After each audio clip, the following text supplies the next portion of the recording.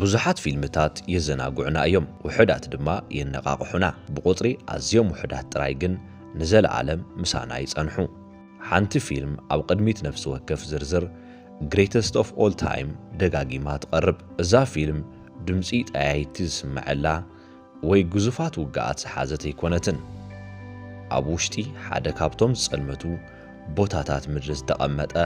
ዘገርም ዛንታ ዝሓዘት ፊልም እያ እታ ፊልም ሻውሻንክ ሪደምፕሽን ትበሃል ንገለ ሰባት ናይ ቤት ማእሰርቲ ፊልም ጥራዩ ኣዕሚቕካ ክትርኢ ከለኻ ግን ኣዝዩ ዝሓየለ ነገር ዝሓዘት ፊልም ምዃና ትግንዘብ ካብ ዘይከኣል ኩነታት ከመይ ጌርኻ ከም እትድሕን ሕጂ እውን ክትለዓል ከም እትኽእል መምርሒ ዝሓዘት ዓብዪ ፍልስፍና ዘለዋ ፊልም እያ ኩሉ ካባኻ ምስ ተወሰደ ናጽነትካ መንነትካ መጻኢኻ እንታይ ይተርፍ እታ ሕቶ ኣብ ማእኸል እዚ ታሪኽ እያ ትርከብ ኣብ ናይ ሎሚ ቪድዮ ካብታ ፊልም ሰለስተ ሓያላት ናይ ህይወት ትምህርትታት ማለት እውን ከመይ ከም እትሓስብ ለውጢ ከመይ ከተምጽእ ከም እትኽእል ንጉዕዞ ህይወትካ ብኸመይ ከም እትመርሖን ክቕይሩ ዝኽእሉ ትምህርትታት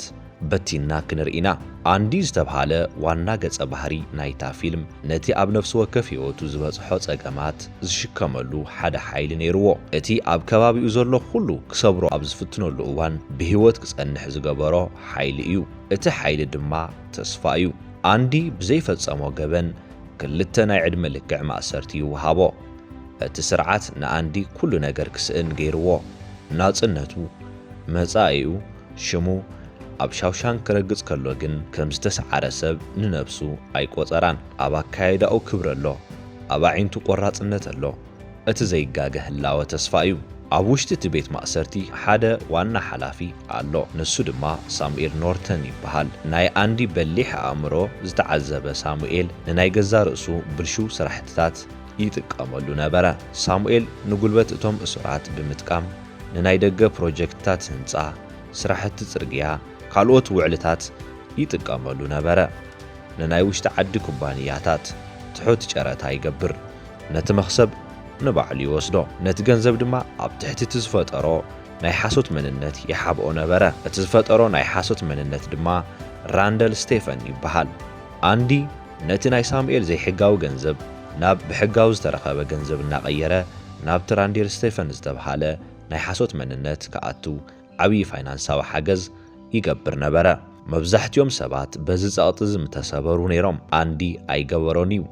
ኣብ ክንድኡስ እቲ ቤት ማእሰርቲ ረኺብዎ ዘይፈልጥ ነገር ክሃንጽ ይጅምር እዚ ድማ እቲ ዓንዩ ዝነበረ ንብዙሕ ዓመታት ዘገልገለ ቤት መጻሕፍቲ እዩ ናብ ሓጋጊ ኣካል ናይቲ ግዝኣትን ናብ ሓለፍቲ ቦርድ ናይቲ ቤት ማእሰርትን ደብዳቤ ይጽሕፍ ነበረ በቲ ዝልእኾ ደብዳቤ ኣቢሉ መጻሕፍቲ መዛግብትን ምወላን ይሓትት ዘየቋርጽ ደብዳቤ ድሕሪ ደብዳቤ ብተደጋጋሚ ይልእኽ ነበረ ንዓመታት ሸለል ይብልዎ ግን ፈጺሙ ደው የበለን ኣብ መወዳእታ እተን ደብዳቤታት ዋጋ ዘለወን ኮና ኣብ ጥቕሚ ዝወዓሉ መጻሕፍቲ ናይ ቀደም መዛግብቲ ሳጹናት መዝገበ ቃላት ስነ ጽሑፍ ትምህርታዊ ጽሑፋትን ንቤት መጻሕፍቲ ዝኸውን ፈርኒቸር ኣብ መወዳእታ ሓደሽቲ መጻሕፍቲ ዝያዳ ዘመናዊ ቀረብ ክረክብ ከኣለ ዓመታዊ በጀት እውን ተሰሊዕሉ እቲ ዝተረስዐ ቤተ መጻሕፍቲ ድማ መዕቆቢ ፍልጠት ክኸውን ገበረ ድሕሪኡ ሓደ ካብቲ ኣብ ሻውሻንክ ዘይርስዕ ኣጋጣሚ መጽእ ኣንዲ ነቲ ናይ ቤት ማእሰርቲ ሓላፊ ፋይናንሳዊ ስራሕቲ ብምስራሕ የገልግሎ ኣብ ዝነበረሉ እዋን ነቲ ዝተውሃቦ መፍትሕ ማዕጾ ብእምነትን ንዓመታት ብዘተኣማምን ስራሕን ዝረኸቦ መፍትሕ ተጠቒሙ ናብ ቤት ጽሕፈት ሓላፊ ናይቲ ቤት ማእሰርቲ ኣተወ ከም ኣንዲ ዝኣመሰለ ሰብኣይ ጥራይ ክገብሮ ዝኽእል ዓይነት ናዕቢ እዩ ማዕጾ ዓጽዩ ብውሽጢ ብምቑላፍ ንሓፂር እዋን ድማ ቤት ማእሰርቲ ከም ዘይውንኖ ገበረ ኣብቲ ናይቲ ሓላፊ ቢሮ ውሽጢ ኮይኑ ድማ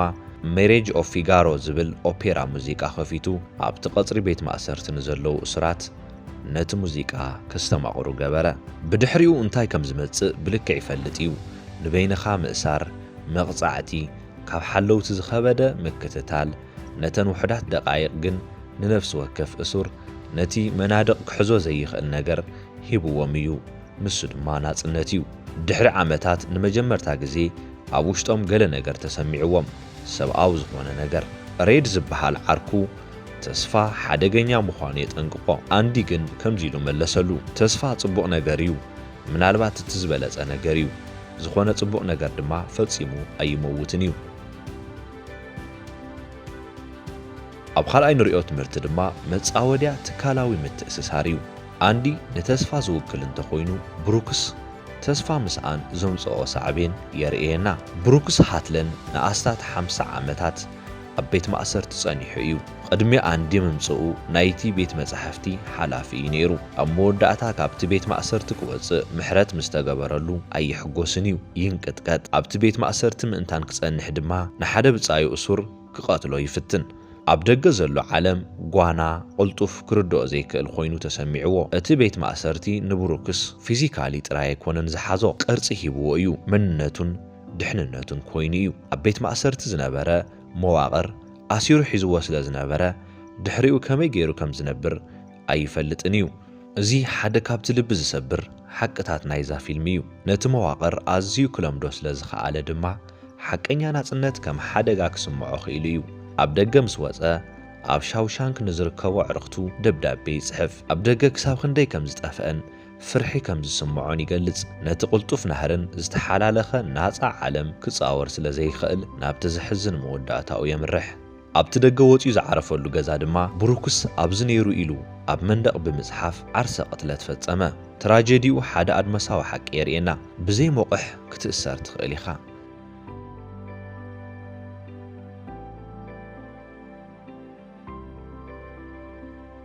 ብሬድ ዝተባሃለ ገጸ ባህሪ ዝተገለጸ ዘረባ ኣሎ ሬድ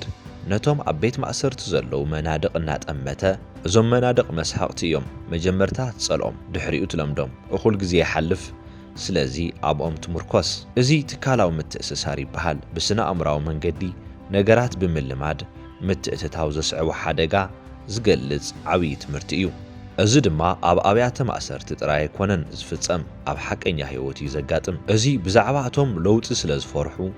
ኣብ ዝጸልእዎ ስራሕ ዝጸንሑ ሰባት እዩ ብዛዕባ እቶም ኣብ ዘይዕብዮም ዝምድናታት ዝጸንሑ ሰባት እዩ ዝገልጽ ብዛዕባ እቶም ኩሉ መዓልቲ ተመሳሳሊ ነገራት እናሰርሑ ለውጢ ዝጽበዩ ምኽንያቱም ምቾት ካብ ተኽእሎ ንላዕሊ ውሕስ ኮይኑ ስለ ዝስምዖም እዩ ብሩክስ ዕብየት ሪስክ ከም ዝሓትት የምህረና ናጽነት ካብ ምቾት ወጻኢ ከም ዝርከብ የረድአና ንነብስኻ ቻሌንጅ ምግባር ምስ ኣቋረጽካ ምንባር ትገድፎ ኣብ መወዳእታ መበል ሳልሳይ ናይ 19 ዓመት ማስተር ፕላን ሬድ ዝበዝሕ ዕድሚኡ ኣብ ቤት ማእሰርቲ ዘሕለፈ ሰብ እዩ ኣብ ዝሓለፈ ዓመታት ካብ ዓለም ብዙሕ ከይጽበ ተማሂሩ እዩ ተስፋ ከም ሓደገኛ ነገር እዩ ዝሪኦ እዚ ከዓ ናብ ቃንዛ ጥራይ ዘምርሕ እምነት እዩ ንዝኾነ ለውጢ ይጠራጠር ንነብሱ ድማ ዝያዳ ይጠራጠራ ኣንዲ ግን ህዱእን በሊሕን ድሕሪኡ ናብ ቤት ማእሰርቲ ዝተጸንበረ እንትኸውን ቀስ ብቐስ ነቲ ናይ ሬድ ኣተሓሳስባ ዝፈታተን ሰብ ይኸውን ኣንዲ ብከይዲ ኣብ ርእሲ ሬድ ዘርኢ ተክል ነበረ ንሬድ ናይ ሪታ ሄይወርዝ ፖስተር ክረኽበሉ ይሓቶ ቀጺሉ ድማ ኣዝያ ንእሽተን መዶሻ ሓተቶ እዚኦም ህያባት ጥራይ ኣይኮኑን ናይ ነዊሕ ግዜ ውጥን ኮይኖም ቀስ ብቐስ ንናይ ሬድ ጥርጣረ ዝጭፍልቑ እዮም ኣንዲ ንሬድ ኣብ ሕድሕድ ርክቦም ተስፋ የምህሮ ነበረ ኣንዲ ን19 ዓመታት ደፋርን ኣዝዩ ትዕግስቲ ዝመልኦን ውጥን ነይርዎ እዚ ድማ ንምእማኑ ዘጸግም እዩ ኣብቲ ዝተውሃቦ ክፍሊ ኮይኑ በታ ካብ ሬድ ዝተቐበላ መዶሻ ተጠቒሙ ነቲ መንደቕ ቀስ ብቐስ መዓልታዊ የፍርሶ ነበረ እቲ ካብቲ መንደቕ ዝፈራረሰ ኣእማንን ሓመድን ድማ ኣብ ጅቡኡ እናገበረ ይጉሕፎ ክንድቲ ዝደለዮ ምስ ኣፍረሰ በቲ ሬድ ዘምጽኣሉ ፖስተር ገይሩ ይሽፍኖ ነበረ ብሓይሊ ኣይኮነን ብሕርቃን ኣይኮነን ብትዕግስቲ ን19 ዓመታት ነቲ መንደቕ ሰይሩ ብፖስተራት ምስ ሸፈኖ ከቢድ ዝናብ ኣብ ዝሃርመሉ ነቲ ነጎዳ ተጠቒሙ ነቲ ድምፂ ምንቅስቓሳቱ ንምሽፋን ብትቦ ርስሓት ናይቲ ቤት ማእሰርቲ እናተሰሓበ ወፀ ብድሕሪኡ ኣብ ዝናብ ተሓፂቡ ብተምሳል ካብ ሻውሻንክ ንነብሱ ኣጽረየ ኣንዲ ካብ ቤት ማእሰርቲ ክወጽእ ከሎ ኩሉ ናይቲ ዘይሕጋዊ ስራሕ ዘስርሖም ዝነበረ ሓላፊ መረዳእታ ብምሓዝ ንናይ ሓደ ጋዜጣ ኣሕታሚ ሂቡ ክፍለጥ ገበረ ፖሊስ ኦፊሰራትን ኤፍቢአይን ተረባሪቦም ነቲ ሓላፊ ቤት ማእሰርቲ ሳሙኤል ኖርተርን ንምሓዝ ናብቲ ቤት ማእሰርቲ የምርሑ ኣንዲ ኣብ ሜክሲኮ ሓድሽ ህይወት ጀሚሩ ምንባር ቀጸለ ሬድ እውን ምሕረት ረኺቡ ካብ ቤት ማእሰርቲ ምስ ወፀ ምስ ኣንዲ ተራኸቡ ኣብ መወዳእታ ድማ በቲ ናይቲ ፊልም ሓያል ጥቕሲ ክሰናበተኩም ንምንባር ቢዚ ኹን ወይ ንምማት ቢዚ ኹን ዝብል እዩ ሰላም